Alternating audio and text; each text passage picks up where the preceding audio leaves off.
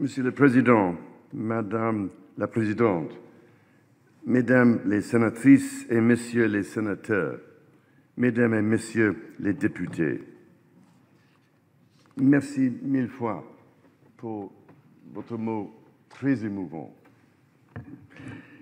Je suis flatté d'avoir été invité par les présidents de vos deux chambres à parler ici, dans cette illustre enceinte qui a été, d'une manière ou d'une autre, la chambre haute du Parlement français depuis 1799.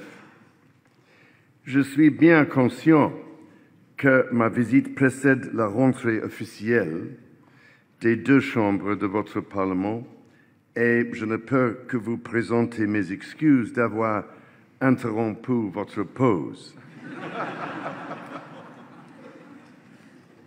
C'est la raison pour laquelle je suis très touché par votre présence à tous aujourd'hui.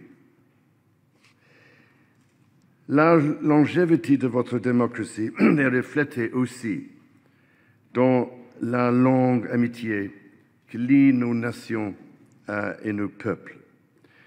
Notre partenariat construit sur une expérience partagée demeure absolument vitale alors qu'ensemble nous confrontons les défis de ce monde. Tout simplement, le Royaume-Uni sera toujours un des alliés les plus proches et un des meilleurs amis de la France. Hier, mon épouse et moi-même avons commencé cette visite à la tombe du soldat inconnu. Là, nous avons commémoré tous ceux qui sont tombés pour défendre les libertés si chères à nos deux pays. Au cœur de cette grande nation, nous avons rendu un hommage silencieux et solidaire debout, côte à côte avec vous, comme nos pays se sont tenus côte à côte si souvent dans l'histoire. Je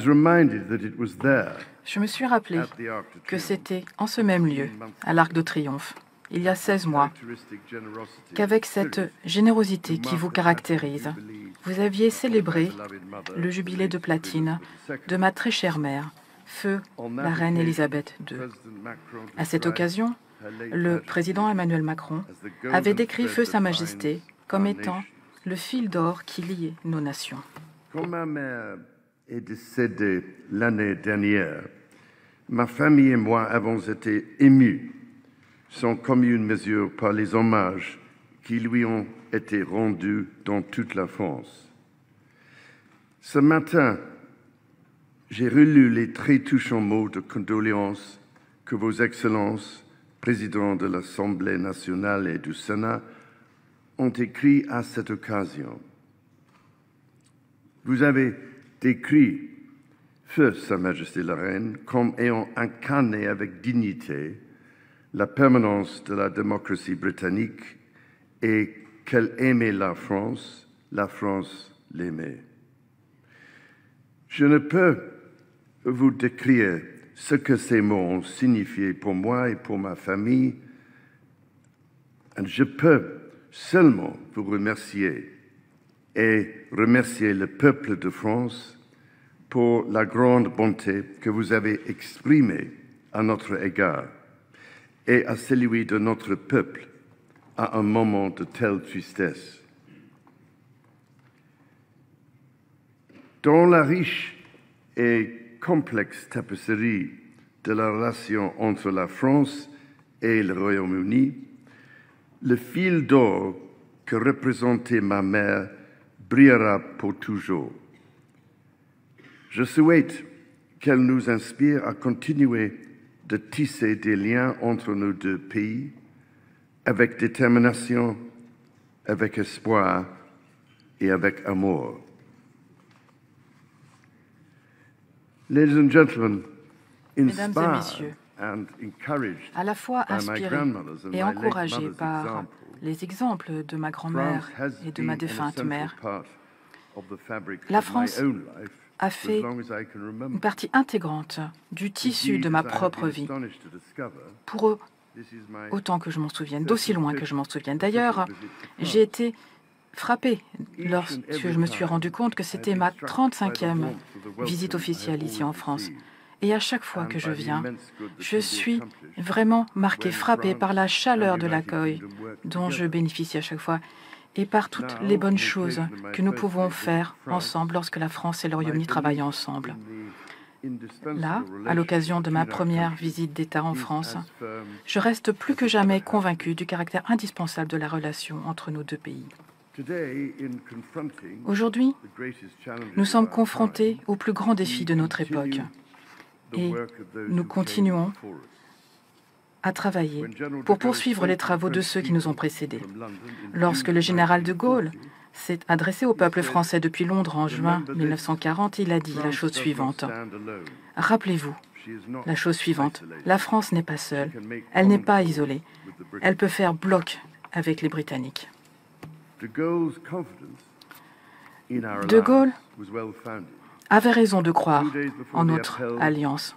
2 jours avant l'appel du 18 juin, le gouvernement de Sir Winston Churchill avait proposé à la France une union politique indissoluble qui aurait permis aux deux peuples de continuer à se battre pour la justice et la liberté en tant qu'un seul pays. Et 2 mois seulement après cette radiodiffusion historique, mon grand-père, le roi George VII, portant fièrement l'insigne rouge de la Légion d'honneur, a rejoint de Gaulle à Morwell-Camp, à côté d'Aldershot, afin de passer en revue 2500 soldats des forces françaises libres.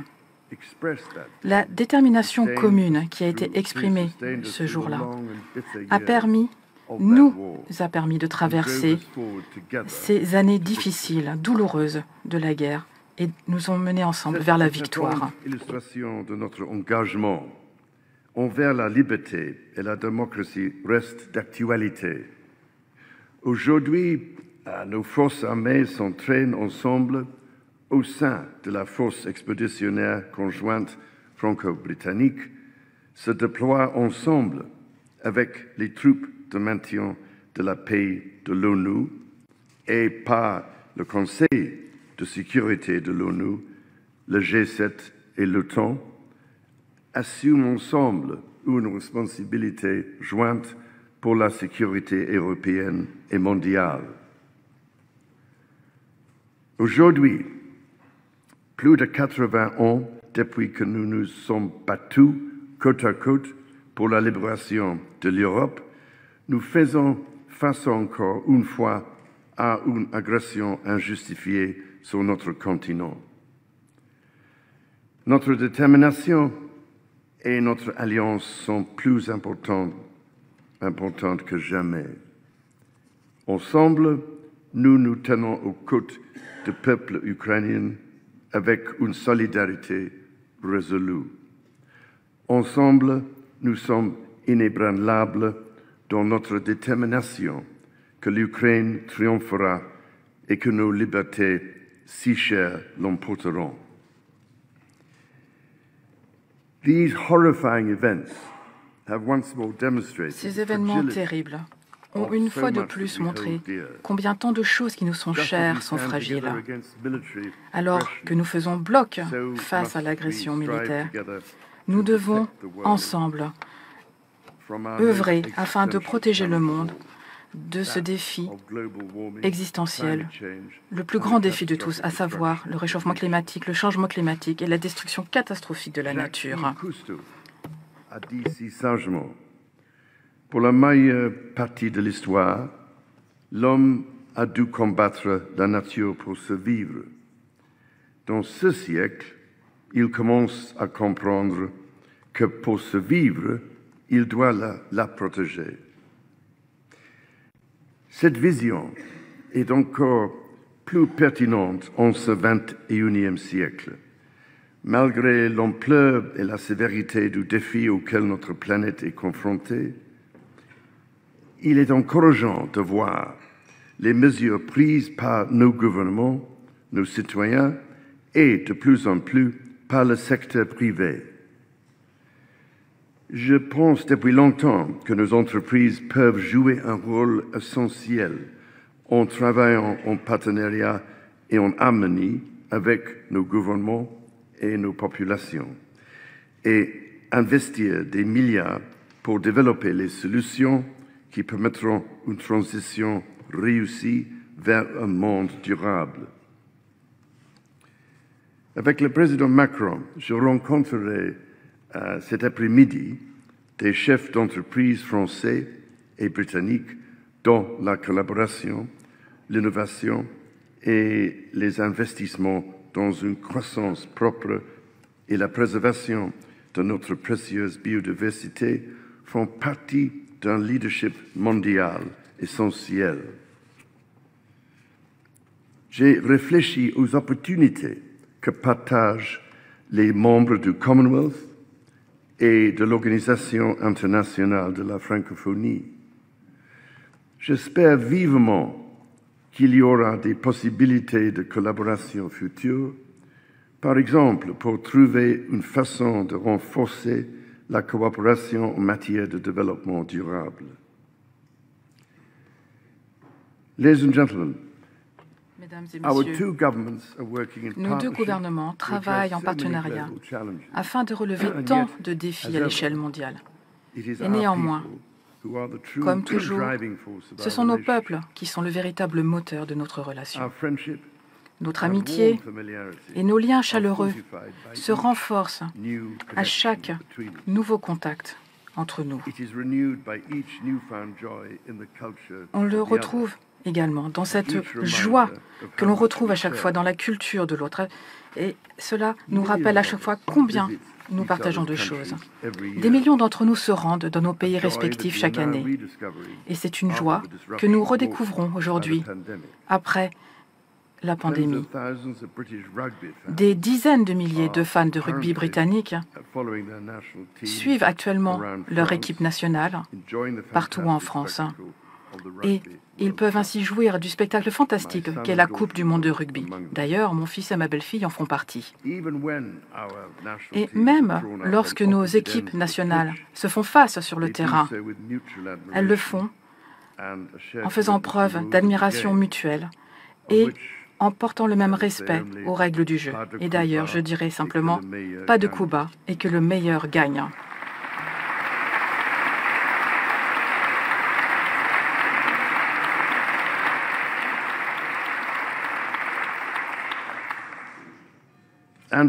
Et bien entendu, il y a des centaines de milliers de nos concitoyens qui ont décidé de s'établir de façon permanente dans nos pays respectifs. Cet échange tout à fait vivant entre nos peuples nous rend à la fois plus forts, plus heureux et plus prospères. Nos artistes continuent de s'inspirer les uns des autres comme ils l'ont toujours fait, mêlant l'ancien et le nouveau et créant des œuvres complexes et enrichissantes. Des inoubliables images de Londres de Claude Monet et de Bruyère londonienne qui fascinaient tant les visiteurs français, aux plus récentes représentations sur iPad de David Hockney, des paysages changeants de Normandie, en passant par la collaboration novatrice entre le designer britannique Paul Smith et le musée Picasso à Paris, il existe une universalité dans nos traditions artistiques partagées.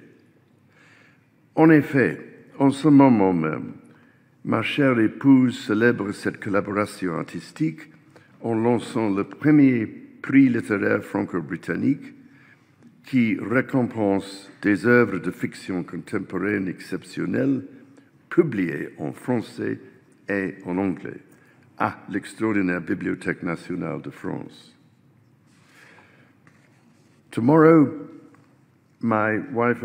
Demain, mon épouse et moi-même nous rendrons à Bordeaux, la première ville jumelée avec une ville au Royaume-Uni, Bristol. C'était en 1947. Ce lien commun n'est qu'un lien parmi la grande quantité de connexions qui existent entre nos villes, nos villages, nos communautés, nos entreprises et nos établissements d'enseignement. Ce sont nos peuples qui, grâce à toutes ces actions menées communément, qui écrivent chaque nouveau chapitre de notre histoire afin que nous puissions léguer aux prochaines générations un monde plus prospère, plus sûr. Et les jeunes doivent donc être au cœur de nos entreprises communes. Ce matin, je me réjouis donc de rejoindre des jeunes du 19e arrondissement de Paris et de Saint-Denis qui sont aidés dans leur insertion professionnelle par le biais d'initiatives associatives. En soutenant des jeunes, nous investissons dans notre avenir. Un investissement qui sera remboursé d'innombrables fois. Monsieur le Président, Madame la Présidente, Mesdames les sénatrices et Messieurs les sénateurs, Mesdames et Messieurs les députés, il y a près de 120 ans, mon arrière-grand-père, le roi Édouard VII, s'est engagé au nom du Royaume-Uni pour l'entente cordiale et le lien entre nos deux pays. Ce lien fut sanctifié par les sacrifices incommensurables du siècle dernier et poli par chaque exemple de notre projet commun. Aujourd'hui, il est entre nos mains, après avoir été transmis avec fierté de père en fille, de mère en fils, tout comme il a été à travers les générations de ma propre famille. Pendant le temps qui m'est accordé en tant que roi, je m'engage à faire tout ce qui est en mon pouvoir pour renforcer la relation indispensable entre le Royaume-Uni et la France. Et aujourd'hui, je vous invite à vous joindre à moi dans cet effort. Ensemble, notre potentiel est illimité. C'est pourquoi nous devons chérir et entretenir notre entente cordiale. Renouvelons-la pour les générations futures afin qu'elle devienne, je le propose, également une entente pour la durabilité, pour répondre plus efficacement à l'urgence mondiale en matière de climat et de biodiversité. Un engagement les uns envers les autres et envers les valeurs que nous partageons si fièrement, un engagement inspiré par l'exemple du passé et encouragé à relever les immenses défis du monde qui nous entourent. En tant que voisins, amis, partenaires et alliés, il n'y a pas de défi que nous ne puissions relever, comme nous l'avons fait si souvent par le passé. Allons de l'avant avec espoir et courage et faisons-le ensemble. Merci.